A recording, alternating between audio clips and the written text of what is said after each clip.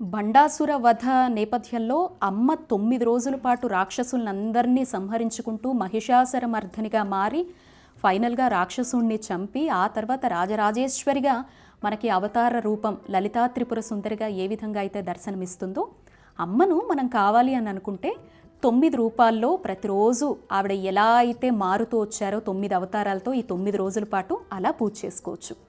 లేదా ప్రత్యేకంగా సాత్వికంగా కొన్ని సమస్యల పరిష్కారం కోసం అమ్మ నా మొర ఆలకిస్తుంది అనేటువంటి ఒక ఉద్దేశంతో పూజ చేయాలి అనుకుంటే ఫస్ట్ 3 డేస్ ఎలా ఉపయోగపడతాయంటే అండి, మహాకాళి సాక్షాత్ శక్తి స్వరూపం. వ్యాపారంలో ఎలాంటి ఇబ్బందులున్నా, ఎవరైనా మనల్ని ఇబ్బంది పెడుతున్నారు అని అనుకున్నా, ఏవైనా సమస్యలు పట్టి పీడిస్తూ ఉన్నా, లేకపోతే ఎంత చేద్దాము అనుకున్నా ఏదో తెలియనటువంటి ఒక నెగిటివిటీ నన్ను ఎప్పుడూ ఆపేస్తూనే ఉంటుందమ్మా, నాకు ఇంకా ఇందులో నేను ఎలా విజయం సాధించాలి, ఇందులో నేను ఎలా ముందుకు వెళ్ళాలి అనే ఒక శక్తిని కావచ్చు, ఒక ఆలోచన విధానాన్ని కావచ్చు మనకి ప్రసాదించాలి అని అనుకుంటే ఫస్ట్ 3 డేస్ చాలా చక్కగా ఉపయోగించుకోండి. ఎప్పుడైనా అమ్మవారి ఆరాధనలో మ్యాక్సిమం అంటే మ్యాక్సిమం ఉదయం 6-7 గంటల లోపలే దీపారాధన అయినా పూజ అయినా పూర్తి చేసుకోవడానికి ప్రయత్నించండి. లేదా సాయంత్రం అయితే 6 గంటల తర్వాత ఏదో ఒక ఫిక్స్డ్ టైమింగ్ అనేది మెయింటైన్ చేయడం అనేది మనకి ఈ రోజుల్లో విపరీతమైనటువంటి శక్తిని, మనం చేసే పూజకు ఫలితాన్ని ఇస్తుందండి. ఫలితం అంటే మనం చేస్తున్నది అమ్మ ఆలకిస్తుందా లేదా, లేకపోతే మన మొర అమ్మవారు వింటోందా లేదా అనే కదా మనం భావించేది. అలా ఉండాలి అంటే ఒక ఖచ్చితమైన టైంని మెయింటైన్ చేయాలన్నమాట. అలా ఫస్ట్ మొదటి 3 రోజులు దుర్గగా కావచ్చు, శక్తిగా కావచ్చు, చండిగా కావచ్చు, రాజశ్యామలుగా కావచ్చు, ఏ రూపంలో అయినా అమ్మను ఒక శక్తి స్వరూపంగా మీరు ఆరాధన చేసుకోవచ్చు. దుర్గా సప్తసతి, దేవి భాగవతము, లలితా సహస్రనామ పారాయణం ప్రతిరోజు కూడా ఈ 9 రోజులు మంచిది. ఏదైనా పర్టిక్యులర్ రోజులు ఉన్నాయా అంటే మాత్రం ఫస్ట్ 3 డేసు ఉదయం సాయంత్రం చాలా మంచిదండి. ముఖ్యంగా అపరాజిత స్తోత్రం చాలా చాలా పవర్ఫుల్ అండి. రోజు దుర్గా అష్టోత్తర శతనామాలతో కానీ మీరు లలితగా పెట్టుకొని ఉంటే లలితా త్రిపుర సుందరీ దేవిగా కానీ, కుంకుమను నేను మీకు స్టార్టింగ్లో కూడా చూపించాను, బిల్వదళాల్ని ఎర్రచందనంలో ముంచి అమ్మకు సమర్పిస్తూ కానీ, కుంకుమతో కానీ, ముఖ్యంగా వివాహం ఎవరైతే కోరుకుంటూ ఉంటారో, ఈ రోజుల్లో చాలామందికి సమస్య అయితే ఆలస్యంగా వివాహం అవ్వడం, వివాహం అయ్యింది అని అనుకుంటే దాంపత్య పరంగా ఇబ్బందులు ఇవే ఉంటున్నాయి. అలాంటి వాళ్ళు గౌరిగా చేసుకోండి. పసుపు ముద్ద ఇంత తీసుకొని 3 కోణాలుగా చేసుకోవాలి. మధ్య కోణం పెద్దది ఉండాలి, ఇటు చిన్నది ఇటు చిన్నది. గౌరీ అమ్మని చేసుకోవడం చాలా సంప్రదాయాల్లో వచ్చు చాలామందికి. ఈ 3 డేస్ కోసం గౌరిగా అమ్మని అక్కడ పెట్టుకొని ఖడ్గమాల స్తోత్రంతో అమ్మ పారాయణ చేసుకోవచ్చు. మనకు చదవడం రాకపోతే ఇప్పుడు యూట్యూబ్స్లో ఆడియోలు అనేవి అవైలబిలిటీలో ఉన్నాయి.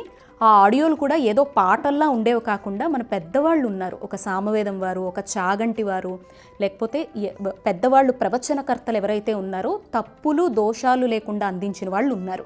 వాళ్ళది పెట్టుకోండి. ఒక 10 నిమిషాలు 20 నిమిషాలు అమ్మ ముందర కేటాయించి మనం కూర్చొని పసుపుని, ఖడ్గమాల అయితే మాత్రం పసుపుని సమర్పిస్తూ పూజ చేసుకోవాలండి. వివాహం కోసమైనా, దాంపత్యంలో సుఖం కోసమైనా, ఎటువంటి ఇబ్బందులు లేకుండా దాంపత్యం బాగుండాలమ్మా, మా ఇద్దరి మధ్య సఖ్యత ఉండాలమ్మా, లేదంటే విడాకుల సమస్యలు చాలామందికి ఉంటాయి, మేము మళ్ళీ దగ్గర అవ్వాలనుకుంటున్నాం అనుకునేవాళ్ళు ఎంత దయతో ఎంత ఆర్తితో అమ్మను ఆరాధన చేసుకుంటే ఈ 3 డేస్ పాటు అంత బాగా మనకి అమ్మవారి కటాక్షం దొరుకుతుందనమాట. పసుపు ముద్దగా చేసుకోండి, గౌరిగా చేసుకొని అమ్మ ఆరాధన చేసుకోవచ్చండి. ఉదయం ఈ 3 డేస్ కూడా చెప్పాను కదా, అపరాజిత స్తోత్రం, దుర్గా సప్తసతి, దేవి భాగవతం ఇవన్నీ చదవగలిగితే వస్తే మంచిదే. లేదు అంటే గనక పారాయణాలు పెట్టుకుంటూ అలంకారం చేసుకోవడం, పారాయణాలు పెట్టుకుంటూ నైవేద్యాలు వండుకోవడం, పారాయణాలు అంటే పెద్దవాళ్ళు ప్రవచనాల రూపంలో చెప్పారు కదా, అవన్నీ వింటూ కావాల్సిన ఏర్పాట్లు, బయట ఒక ముగ్గు వేసుకోవడం దగ్గర నుంచి మొదలు పెడితే మనకి వంటలు, పీఠాన్ని సిద్ధం చేసుకోవడం, పువ్వులు మార్చుకోవడం, దేవుడి సామాన్లు తోముకోవడం ఇవన్నీ ఉంటాయి. ఇవన్నీ కూడా అమ్మ ధ్యాసలో గడిపినట్టుగానే ఉంటుంది. అమ్మ రూపాన్ని మనసులో నిలుపుకోవడం, వీటన్నిటినీ చదువుకుంటూ ఉండడం. అమ్మ దగ్గర కూర్చున్నప్పుడు మాత్రం ఆ పసుపు ముద్దగా చేసుకున్న గౌరమ్మకి ఖడ్గమాలగా అయినా, అష్టోత్తర శతనామాలతో అయినా, ఏదైనా స్తోత్రాన్ని పక్కన ఆడియోగా పెట్టుకొని సమర్పిస్తూ అమ్మకి నివేదించడం, ఇంతేనండి. ఇంకా వీటితో పాటుగా ఒకవేళ గ్రహదోషాలు ఏవైనా ఉన్నాయి అని చెప్పారనుకోండి, కొంతమందికి కుజదోషం ఉంటుంది, కొంతమందికి రాహుదోషం, కొంతమందికి కేతు దోషం లాంటివి ఉంటాయి, కొంతమందికి గురుదోషం లాంటివి ఉంటాయి. ఇందులో ఏ ఇబ్బందులున్నా ప్రధానమైన గ్రహాలు ఇవే కాబట్టి ఈలోపు టెంపుల్స్కి వెళ్ళండి. పొద్దున్నో సాయంత్రం పూజ అయిపోయిన తర్వాత ఒక అర్ధగంట దగ్గరలో ఉండేటువంటి అమ్మ దేవాలయాలకు వెళ్ళి నవగ్రహాల చుట్టూ తిరగండి. కుదిరితే ఆయా రోజుల్లో చక్కగా ఏదైనా దీపం అక్కడ వెలిగించడం కానీ, లేదా గుడిలో దానం వంటివి ఇవ్వడం కానీ, లేని వాళ్ళకి పెట్టడం కానీ, లేదా రోజు ఒక ముత్తైదువుని పిలిచి అమ్మ స్వరూపంగా భావించి ఉన్నంతలో తాంబూలం. ఈ 3 డేస్లో శక్తి స్వరూపంగా ఈ ఇబ్బందులు ఎవరైతే ఎదుర్కొంటున్నారో వాళ్ళకి చాలా బాగా ఉపయోగపడుతుందండి. నేను మళ్ళీ చెప్తున్నాను, 9 రోజుల పాటు ఆరాధన చేసి మనకుండే ఒకే ఒక్క సమస్యను అమ్మకి చెప్పుకున్నా తీరుతుంది. లేదా మనకి కుదిరినంతలో ఈ రోజుల్లో ఏదో ఒక రోజు ఎంచుకొని ఆయా శక్తి స్వరూపంగా దుర్గగా, సరస్వతిగా అమ్మ నాకు ఇదే సమస్య ఉంది, దీని మీదే నిష్టగా నిలబడాలనుకుంటున్నాను చేసే ఆరాధనకు మాత్రమే ఇప్పుడు నేను మీకు చెప్తున్న విషయాలు ఉపయోగపడతాయండి. అంటే మనకి ఈ 9 రోజుల్లో తర్వాత 3 రోజులే కుదురుతోంది అనుకున్నా, లేదంటే తర్వాత లాస్ట్ 3 రోజులు మధ్యలో స్టార్టింగ్ 3 రోజులు కాకుండా మధ్యలో 3 రోజులు మాత్రమే పూజ చేసే అవకాశం ఎవరికి దక్కినా, ఆర్థికపరమైన ఇబ్బందులు ఎదుర్కొంటున్నాం, అప్పులు ఎక్కువగా ఉన్నాయి, వ్యాపారంలో వృద్ధి కావాలి, జీతాల పరంగా కావచ్చు, ఏదైనా ఆర్థిక సమస్యలు కావచ్చు, డబ్బు కావాలి అని పరితపించే వాళ్ళు కావచ్చు, ఎవరు ఉండరు చెప్పండి. అలాంటి వాళ్ళందరికీ చక్కనైనటువంటి పరిష్కారం తర్వాత వచ్చేటువంటి 3 రోజులు చేసుకునే ఆరాధన లక్ష్మీ ఆరాధన అండి. ఇక్కడ ఆడవాళ్ళ దగ్గర అయితే ఇవన్నీ గురువింద గింజలు అని చెప్పేసి గవ్వలు, చిట్టిగాజులు, గోమతి చక్రాలు, శ్రీఫలాలు, ఇలా చాలా రకాలుగా అమ్మవారి స్వరూపంగా భావించి మనం చేసే ఆరాధన వస్తువులు చాలా ఉంటాయి కదా. వీటిని ప్రతిరోజు లక్ష్మీ అష్టకం కానీ, లక్ష్మీ అష్టోత్తరం కానీ, కనకధారా స్తోత్రం కానీ ప్రధానంగా గుర్తుపెట్టుకోండి. కనకధారా స్తోత్రం చదువుతూ ఈ 3 డేస్ ఉదయం, సాయంత్రం, వీలైతే మధ్యాహ్నం కూడా, ఒకవేళ మేము హౌస్ వైఫ్లము నిష్టగా ఈసారి నవరాత్రులు చేస్తున్నాం అనుకుంటే మధ్యలో వచ్చే 3 రోజులు ఆర్థిక ఇబ్బందులు తొలగడానికి, డబ్బు స్థిరంగా ఉండడానికి, వ్యాపారంలో వృద్ధికి, ఇంట్లో సుఖ సంతోషాల కోసం, లక్ష్మీ స్థిర నివాసం కోసం అమ్మ ఆరాధన చేసుకోండి. ఉదయం స్తోత్రం చదివితే సాయంత్రం అష్టోత్తరం పెట్టుకోండి. వీటన్నిటికీ లలిత ఖచ్చితంగా యాడ్ చేసుకోండి. లలిత మీరు అక్కడ కూర్చొనే చదవాలని లేదు, చదివితే ఇంకా మంచిది. ఏదో ఒక రూపంలో లలితా సహస్రనామ పారాయణం, దాని మీనింగ్ తెలుసుకోవడం ఎంతోమంది మన ప్రవచనకర్తలు అందించారు కాబట్టి, లేదా స్తోత్ర పారాయణం పెట్టుకుంటూ వింటూ పనులు చేసుకోవడం, ఇలా అనమాట. లలిత మాత్రం ప్రతిరోజు ఉండేలాగా చూసుకోండి. వాటితో పాటు లక్ష్మీ ఆరాధనలో కనకధారా స్తోత్రం చాలా చాలా పవర్ఫుల్ అండి. ఇంకా లక్ష్మీదేవి విగ్రహాలు మన దగ్గర ఉంటే శ్రీ సూక్తంతో కూడినటువంటి అభిషేకం, చక్కని ఆవు పాలు తెచ్చుకొని ఆవు పాలు వేస్తూ అభిషేకం చేసుకోండి. అమ్మకి చాలా చాలా ఇష్టం. ఆవు పాలు కొన్నైనా పర్వాలేదండి, లేదు అంటారా శ్రీగంధాన్ని పన్నీటిలో కావచ్చు, గంగాజలంలో కావచ్చు కలిపి, లేదా మన దగ్గర పరిశుభ్రమైన నీరు ఉంటుంది కదా అందులో కలిపి అమ్మకు శ్రీ సూక్తంతో కూడినటువంటి అభిషేకాన్ని చేసుకొని కనకధారా స్తోత్రాన్ని చదువుకుంటూ అష్టోత్తర శతనామాలతో తెల్లని పుష్పాలైనా లేదా చక్కగా బిల్వదళాలైనా, బిల్వదళం 1-2 ఉన్నా పర్వాలేదండి, పెట్టుకొని అర్చన చేయండి. అసలు ఇంకా తిరుగుండదనమాట. అంత అద్భుతమైనటువంటి కటాక్షాన్ని ప్రసాదిస్తుంది ఆ తల్లి. ఇక్కడ మీరు కామాక్షి దీపాలు వెలిగించుకోవచ్చు, గజలక్ష్మి దీపాలు వెలిగించుకోవచ్చు. దీపాల సంఖ్య కావచ్చు, అమ్మ ఆరాధన ఎంత ప్రత్యేకంగా ఈ 3 డేస్ చేద్దామనుకుంటే అంత చక్కగా చేసుకోవచ్చు. పరిశుభ్రత, శరీర శుభ్రత, మనసు శుభ్రత, ఇంటి శుభ్రత, ఈ 3 చాలా ముఖ్యమండి ఈ 9 రోజులు. అది గుర్తుపెట్టుకొని మనం ఎంత బాగా ఆరాధన చేసుకుంటే అంత మంచిది. ఇక్కడ చాలామందికి ఈ గవ్వలను ఎలా పెట్టాలి, గోమతి చక్రాలు ఎలా పెట్టాలి అని అడుగుతూ ఉంటారు.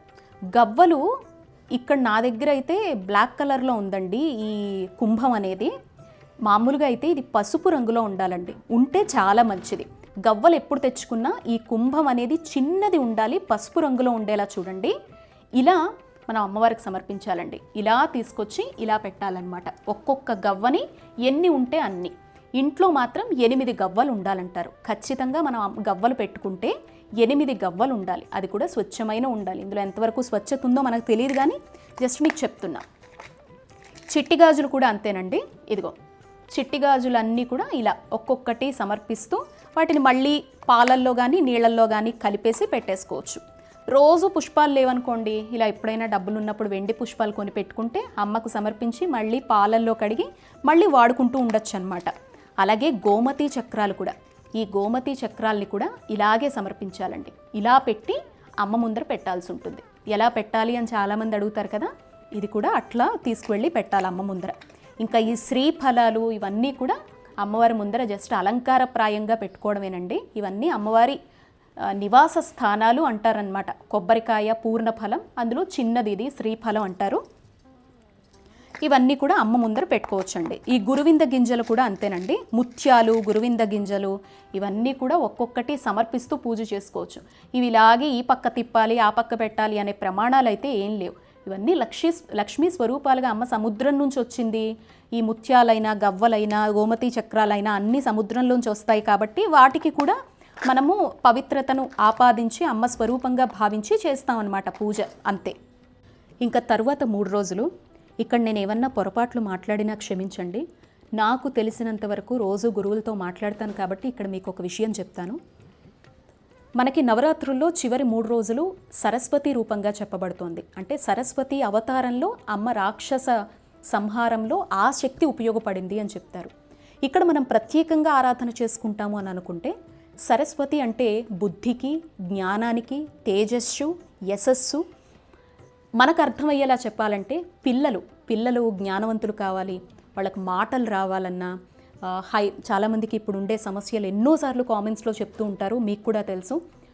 హైపర్ యాక్టివ్గా ఉన్నారు పిల్లలు, ఇప్పుడు మాటలు రావడం లేదు, మా పిల్లలు ఇంత వయసు వచ్చినా చదువు మీద ధ్యాస పెట్టట్లేదు, సరైనటువంటి ప్రవర్తన ఉండట్లేదు, ఎలా ఈ వంశాన్ని వృద్ధి చేసుకునేది, తన ప్రవర్తనలో విపరీతమైనటువంటి మార్పులు చూసాం అనుకునే వాళ్ళకి చివరి 3 రోజులు చాలా శక్తివంతమైనవండి. మీరెవ్వరూ దయచేసి ఏమీ అనుకోవద్దు. పిల్లలకి మాటలు రావడం లేదు అనుకున్నా, హైపర్ యాక్టివ్గా ఉన్నారు అనుకున్నా, ఇప్పుడు చదువు రాకపోవడము, ప్రవర్తనలో పెరిగే కొద్దీ మార్పు రావట్లేదు అంటే అది మనం పెంచేటువంటి విధానంలో వచ్చినటువంటి మార్పులండి. అది మనం పిల్లల పట్ల పెట్టే ధ్యాస, పిల్లల కోసం ఎక్కువ కాన్సన్ట్రేట్ చేసి వాళ్ళని మంచి దారిలో పెట్టడం అనేది మన బాధ్యతే తల్లిదండ్రులుగా. అది పక్కన పెట్టేస్తే కొన్ని అనుకోనివి ఉంటాయి. హైపర్ యాక్టివ్ ఉంటుంది, బాగా విపరీతంగా ప్రవర్తిస్తూ ఉంటారు, చాలా వయసు వచ్చేసిన మాటలు రాకపోవడం, ఇది చాలా పెద్ద సమస్య, వింత ప్రవర్తన ఉంటుందండి.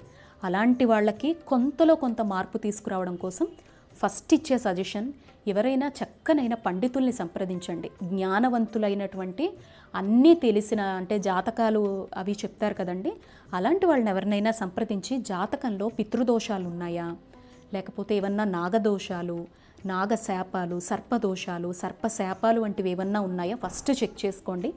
ఈ నిమిషంలో మాట్లాడేది కాదు, కానీ ప్రత్యేకంగా మీకు వీడియోస్ పెట్టాలి అంటే నాకు ఎప్పుడు కూడా ఏదో ఒకటికి స్కిప్ అయిపోతుంది. బట్ ఇప్పుడు చాలా పవర్ఫుల్ డేస్ కాబట్టి మీకు నేను ముందుగానే చెప్తున్నానండి. ఎవరైనా పండితుల్ని సంప్రదించి డేట్ ఆఫ్ బర్త్, టైము కరెక్ట్గా చూసుకొని వాళ్ళకి ఇచ్చి వాళ్ళ పేరు అది చెప్పి ఫస్ట్ మీరు వాళ్ళకి ఏమున్నాయి జాతకంలో దోషాలు అనేది తెలుసుకోండి. ఎప్పుడైనా రోగం ఏంటి అనేది తెలిస్తే దానికి సరైన మందు ఇస్తాం. ఇప్పుడు జ్వరం వస్తే మనం శారిడాన్ మాత్రం వేసుకోలేం కదా, ఒక తలనొప్పి మందు వేసుకోలేం కదా. ఇప్పుడు కడుపు నొప్పి ఉన్నప్పుడు మనము తీసుకొచ్చి వాంతుల మెడిసిన్ వేసుకోలేం కదా. అలాగేనండి, మన జ్యోతిష్యాన్ని నమ్మే ఎవరైనా కూడా ఫస్ట్ జాతకాన్ని పిల్లలది చూపించి ఏమన్నా దోషాలుంటే దానికి తగ్గ పరిష్కారం వైపు వెతకండి. లేదండి మాకు ఎలాంటి దోషాలు లేవని చెప్పారు, అంతా బాగుంది, అయినా కూడా మా పిల్లల్లో ఇలాంటి సమస్య ఉంది అనుకునేవాళ్ళు సరస్వతి ఆరాధన ఈ 3 రోజులు, చివరి 3 రోజుల పాటు చక్కగా అమ్మకి దధ్యోజనం అంటే పెరుగన్నం మీద దానిమ్మ గింజలు నైవేద్యంగా పెట్టండి. హయగ్రీవ స్తోత్రం కానీ, సరస్వతి స్తోత్రం కానీ, దక్షిణామూర్తి వారి స్తోత్రం కానీ చాలాసార్లు మీకు నేను స్పెషల్గా వీడియోస్ కూడా పెట్టానండి. ఓం ఐం మహాసరస్వత్యై నమః అనే సరస్వతి మంత్రం ఉంటుంది కదండి, ఆ మంత్రాన్ని నిత్య నామస్మరణగా ఈ 3 days పెట్టేసుకోండి. అమ్మవారి ధ్యాసలోనే గడపండి. ఎంత చక్కగా రాజశ్యామల దండకమైనా కూడా ఈ 3 రోజులు కూడా విపరీతమైనటువంటి శక్తినిస్తుందండి. శ్వేతాక్షతలు, తెల్ల నక్షతలు తీసుకొని అమ్మవారికి కొంచెం కొంచెం సమర్పిస్తూ ఓం ఐం మహాసరస్వత్యై నమః అని అదే నామజపాన్ని పిల్లలతో కనీసం రోజుకి 9 సార్లైనా చెప్పించే ప్రయత్నం చేయండి. రాత్రి 7 నుంచి 9 మధ్య అయితే ఇంట్లోనే ఉంటారు కదా పిల్లలు, లేదా పొద్దున్నే 6 గంటల లోపలైతే ఉంటారు కదా.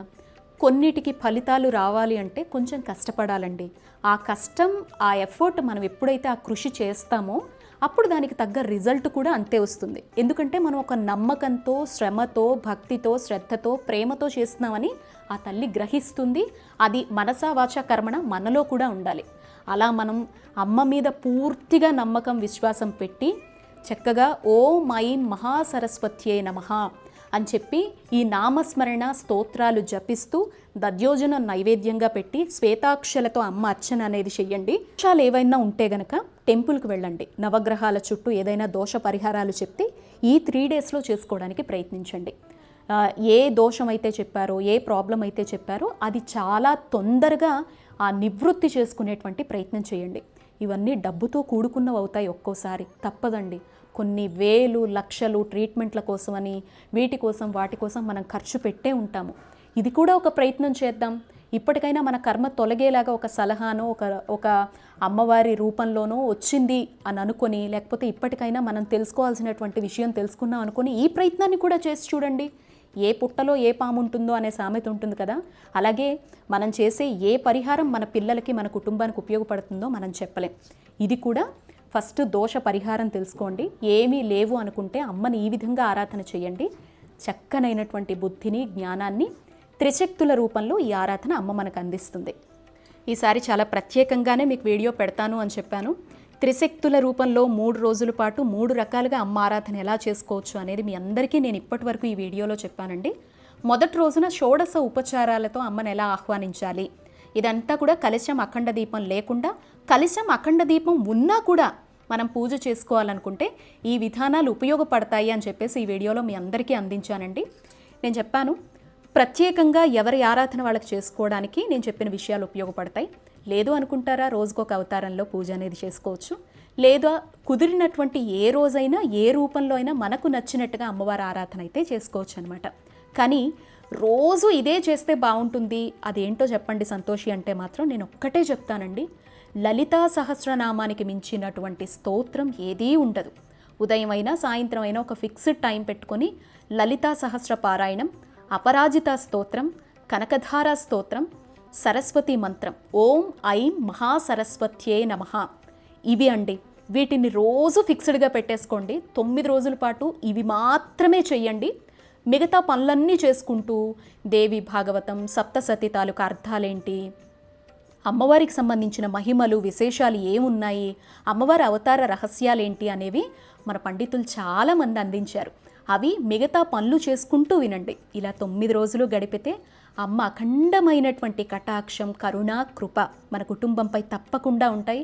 మన ఇంట్లో వాళ్ళు వ్యసనాల బారిన పడ్డా, మన పిల్లల్లో మార్పు రావాలనుకున్నా, సంసారంలో సుఖం కావాలనుకున్నా, కుటుంబంలో ఆనందం నిండాలి అనుకున్నా, ఏ ఇద్దరి మధ్య సఖ్యత కోరుకున్నా అన్నిటినీ అమ్మ తెలుసుకుంటుంది. మన మనసుని మనకు కావలసినప్పుడు మాత్రమే మన కర్మలు తొలగాక ఇస్తుంది. నమస్తే అండి. నెక్స్ట్ వీడియోలో మీకు నేను ఫస్ట్ రోజు షోడశ ఉపచారాలతో అమ్మ ఆహ్వానం అనేది చెప్తానండి. వీడియో నచ్చితే తప్పకుండా లైక్ చేయండి.